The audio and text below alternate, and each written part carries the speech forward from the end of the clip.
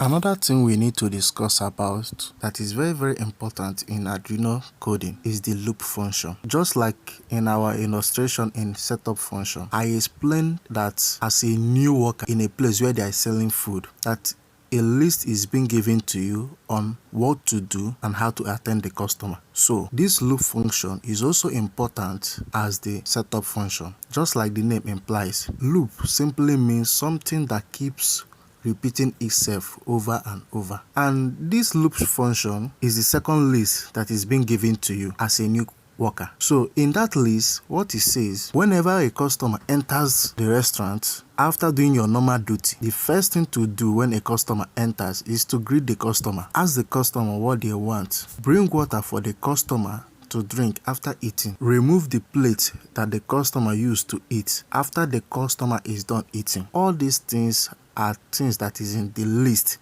that you are going to do repeatedly to any customer that enters there. So that is the work of the loop function in Arduino coding. The loop function will keep on executing any code that is inside it. So let's look at the syntax for loop function.